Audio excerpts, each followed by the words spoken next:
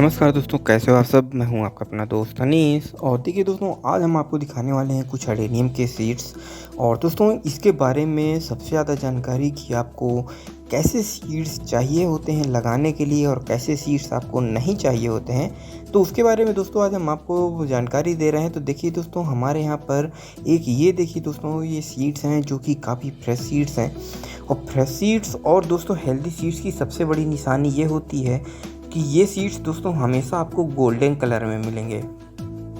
यानी कि दोस्तों, आप किसी भी वैरायटी का ले लीजिए, आप चाहे तो सोमलेंस ले लीजिए, चाहे ओबेसम ले लीजिए, चाहे अरेबिकम ले लीजिए, या फिर आप कोई से और भी दोस्तों जो हाइब्रिड्स वगैरह के जो सीड्स आते हैं जैसे कि डीएचए वगैरह के, कोई से भी सीड्स ले लीजिए दोस्तों, कलर सभी का सेम रहता है।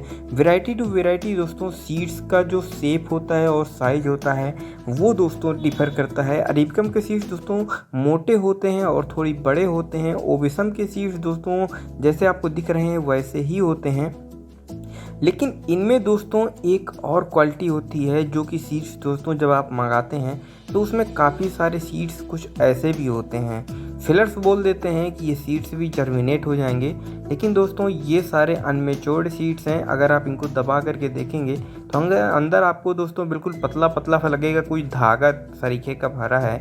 लेकिन दोस्तों अगर आप हेल्दी सीड्स की बात करेंगे तो वो आप बिल्कुल भी दबेंगे नहीं और दोस्तों बिल्कुल हार्ड होंगे।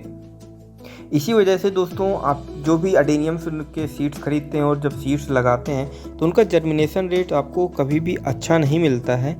हमेशा आपको तकरीबन 30 से 40% या 50% ही रिजल्ट मिलता है अगर आप बिगनर हो।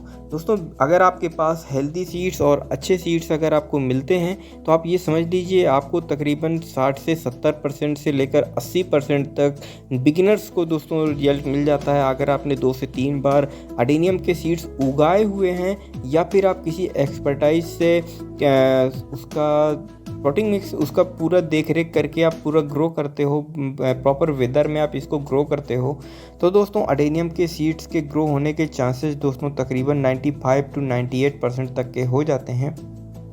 1-2% तो देखिए दोस्तों सीड्स कुछ हो जाता है, कभी रॉट हो जाता है, कभी कुछ हो जाता है, कभी ऐसा वैसा होता रहता है। लेकिन दोस्तों आप अडेनियम के सीड्स जब भी लीजिए तो हमेशा चेक करके लीजिए कि उसके दोनों साइड्स दोस्तों बिल्कुल सेफ हों। अगर ऐसा नहीं है तो दोस्तों वो सीड्स के जर्मिनेशन के चांसेस बहुत ज़्यादा कम हो जाते हैं।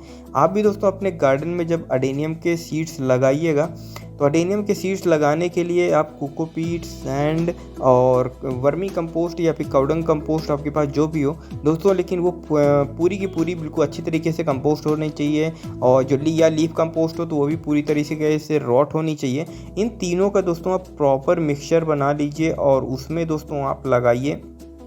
और ओबेसम के लिए तो दोस्तों मैं कहूँगा कि मिनिमम 6 इंच का पॉट होना ही चाहिए, डेप्थ में भी विड्थ में भी, तो वो दोस्तों सबसे बेस्ट रहता है। वरना आप दोस्तों आजकल मार्केट में जो ट्रे आती हैं 10-10, 20-20 रुपए वाली बास्केट आती हैं दोस्तों, उन बास्केट में आप दोस्तों इसको ग्रो करिए तो दोस्तों बहुत अच्छे तरीके से ग्रो होता है।